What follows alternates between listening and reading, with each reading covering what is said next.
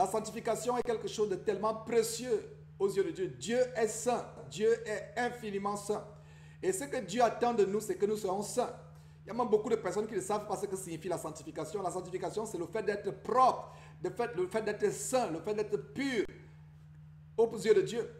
Nous sommes les enfants de lumière, donc Dieu ne voudrait pas que nous marchions comme nous étions dans les ténèbres. Et nous devons vraiment nous renouveler chaque jour avec la parole de Dieu, nous élever au standard de la sanctification, mes frères et sœurs, sans laquelle personne ne verra le Seigneur.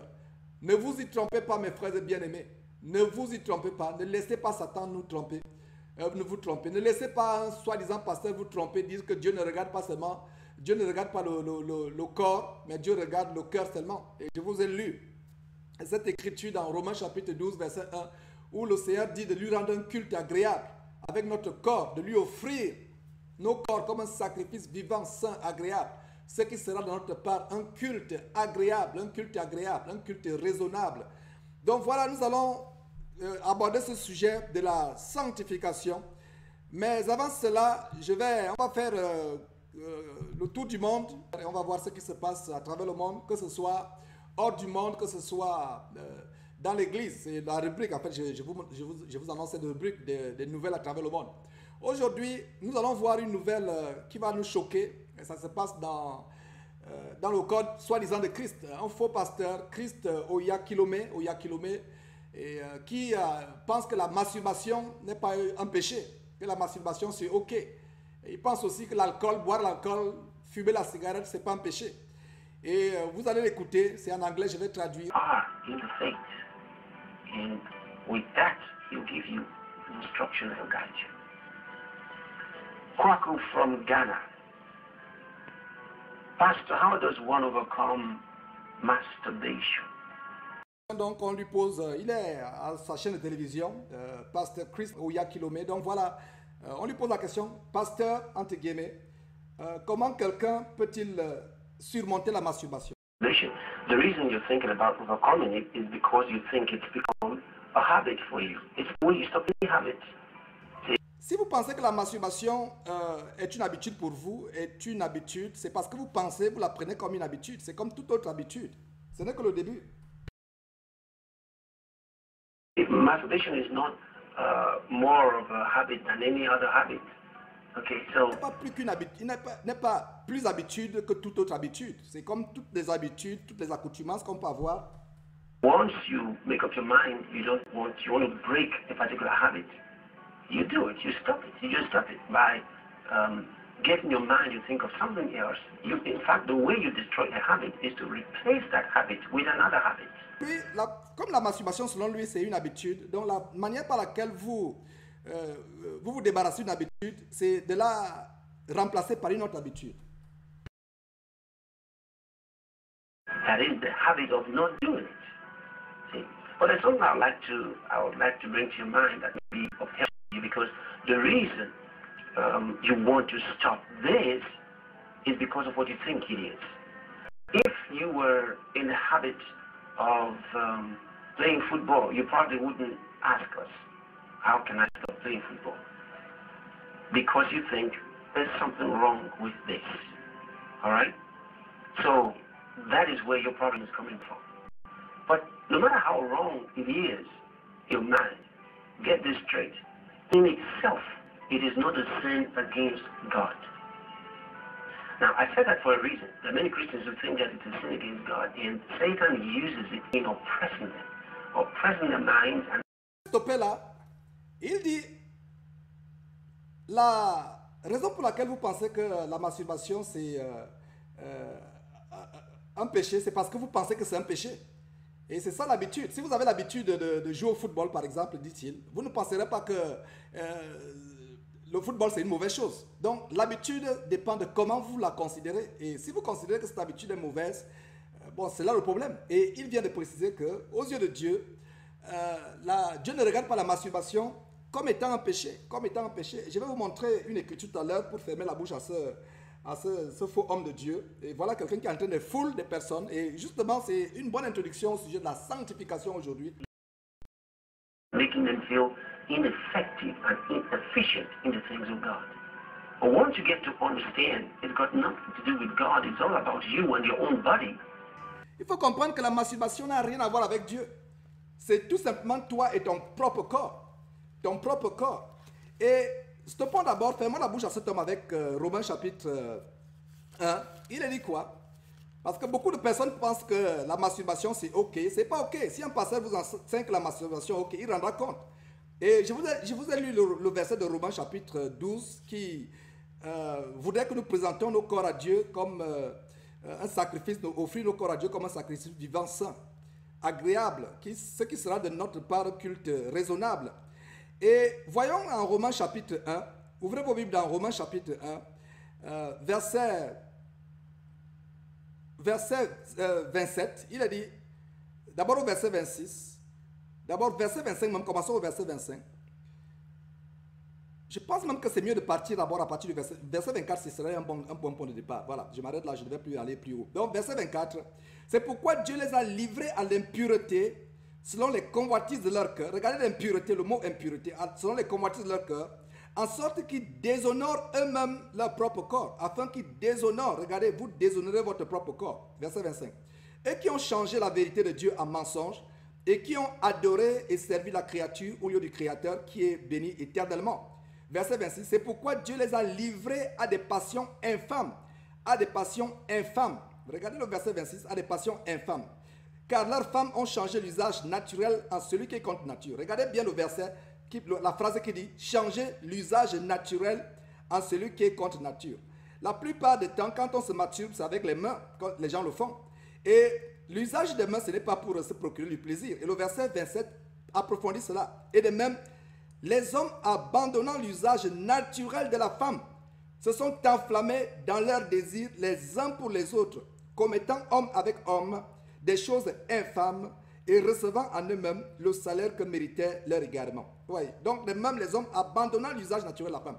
Quand Dieu a prévu que la femme serait le moyen par lequel l'homme trouve du plaisir et que l'homme serait le moyen par lequel la femme trouve du plaisir. Un homme et une femme ne peuvent pas trouver le plaisir en abusant d'eux-mêmes, en utilisant leur propre corps ou un objet ou un animal ou quelqu'un de leur sexe, du même sexe que pour se procurer du plaisir. Donc le verset 7 dit, de même les hommes abandonnant l'usage naturel. Quand vous masturbez, vous utilisez vos mains. Les mains que vous utilisez, leur usage n'est pas pour vous procurer le plaisir à vous-même. Ce n'est pas cela. Et voilà une écriture qui ferme la bouche à cet homme, donc des impuretés comme cela. Donc continuons un tout petit peu. Then Satan loses his power to use it to accuse you. All right? So if you don't... ce pouvoir pour t'accuser. Donc voilà, il est en train de dire à ce jeune qui a posé la question que non, tu peux continuer à te masturber parce que ça n'a rien de mauvais. Dieu s'en fout de ce que tu te masturbes ou pas. Alors que 2 Corinthiens, plutôt 1 Corinthiens, chapitre 6, c'est une grande écriture, chapitre 6, qui dit verset 18, fuyez l'impudicité ou la fornication. Quelque autre péché qu'un homme commette, ce péché est hors du corps. Mais celui qui se livre à l'impudicité pêche contre son propre corps. Et la masturbation, c'est un exemple justement de l'impudicité. Et le verset 19 dit, ne savez-vous pas que votre corps est le temple du Saint-Esprit qui est en vous, que vous avez reçu de Dieu et que vous ne vous appartenez plus à vous-même. Donc, le verset nous montre que nous sommes le temple de Dieu. Et voilà comment cet homme, qui est un faux pasteur, un abominable faux pasteur que nous avons exposé lors d'une émission sur les pasteurs voleurs, envoûteurs, escrocs, etc., qui a des jets privés, des avions privés, des châteaux, des immenses cathédrales à travers le monde, qui enseignent que la masturbation n'est pas une mauvaise chose. Et c'est vraiment aberrant. Il dit non, c'est Satan qui veut vous accuser pour vous montrer que non, ce n'est pas une mauvaise chose. Et voilà les choses que nous dénonçons. Like it, stop it. But God's got nothing to do with it. It's your own. Vous ne l'aimez pas, arrêtez, ça dépend de vous. Mais si vous l'aimez, il n'y a pas de problème. Dieu n'a rien à voir avec le fait que vous masturbez, c'est votre propre corps. Il dit c'est votre propre corps. Cet homme vient de dire que c'est your own body.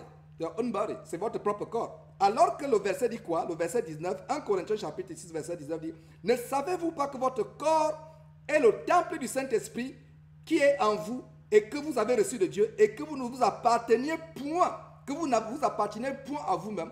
Donc vous qui achetez les CD, les livres, les enregistrements audio, c'est déjà une aberration d'acheter l'évangile de Jésus-Christ. Mais vous qui achetez les aberrations de tels hommes, voilà, il dit que votre corps ne vous appartient pas, c'est votre propre corps. Dieu n'a rien à voir avec le fait que vous masturbiez. Alors que 1 Corinthiens, nous vérifions l'écriture, 1 Corinthiens chapitre 6 dit que votre corps est le temple du Saint-Esprit. Ne savez-vous pas que votre corps est le temple du Saint-Esprit, que vous avez le temple du Saint-Esprit qui est en vous, que vous avez reçu de Dieu, et que vous ne vous appartenez point à vous-même.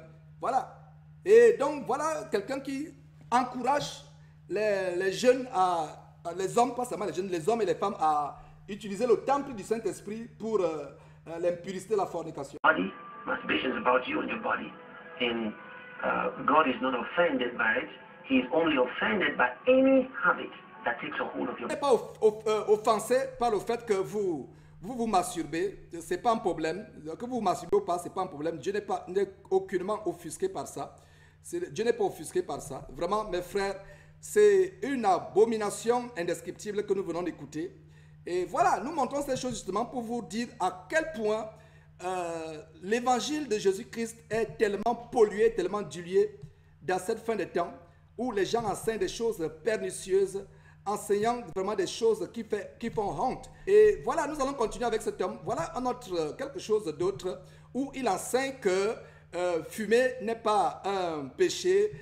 Il n'y a rien de mauvais avec la... Pastor Chris Oyakhilome on Sunday told all who cared to listen that since the Bible does not expressly condemn both cigarette and alcohol, there's nothing wrong with these stuffs.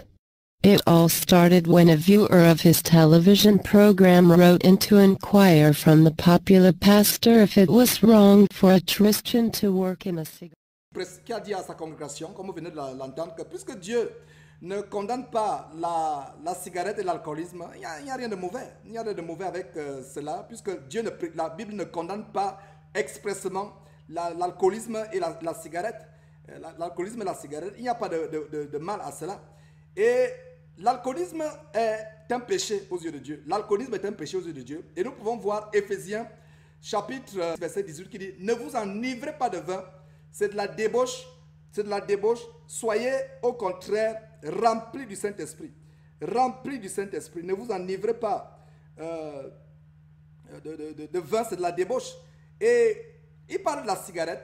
La Bible dit, si quelqu'un détruit le temple de Dieu, Dieu le détruira. Si quelqu'un essaie de détruire le temple de Dieu, Dieu va le détruire parce que le temple de Dieu est saint et c'est ce que nous sommes. Et qu'est-ce que fait la cigarette, mes frères et sœurs? La cigarette ne détruit-elle pas? La cigarette détruit. Nous sommes allés à un musée un jour où nous avons vu l'exposition. Lors de l'exposition, l'organe, on montre des poumons de quelqu'un qui a été accro au tabagisme. C'est des poumons complètement noirs, presque brûlés. Voilà, exposés dans un musée. Et voilà cet homme qui dit qu'il n'y a rien de mauvais avec l'alcoolisme, s'enivrer, boire l'alcool au point de s'enivrer, fumer la cigarette, n'a rien de mauvais. Et tout à l'heure, vous l'avez écouté parler de la masturbation qui n'est pas une mauvaise chose. Et nous continuons tout petit peu avec cet enseignement macabre pour découvrir l'homme que beaucoup de gens vénèrent, ce Nigérian qui a des avions privés, qui prêche pour son ventre et son bas-ventre, exactement comme ses compères que nous exposons sur Jésus-Christ TV. Voilà. It all started when a viewer of his television program wrote in to inquire from the popular pastor if it was wrong for a Christian to work in a cigarette company. Avec une question de la part de quelqu'un qui suivait l'émission en direct, qui a posé la question, est-ce que c'est mauvais pour un chrétien de travailler dans une compagnie où on manufacture de la cigarette? Remember a few months ago, he said that masturbation is not a sin. Des mois avant ce que vous êtes en train de suivre là, et effectivement c'est ce qu'on a suivi, il a proclamé ouvertement que la masturbation n'est pas un péché. Click below to read about it. Below is the response from Pastor Chris. There is nothing wrong with cigarette. The Bible doesn't say anything was wrong with it. Avec la cigarette, la parole de Dieu dit qu'il n'y a rien de mauvais. Je ne sais pas quelle parole de Dieu ces gens lisent. Et vous m'entendez toujours poser la question, quelle parole ces gens lisent? Voilà. Voilà, c'était le tout pour notre tour à travers le monde.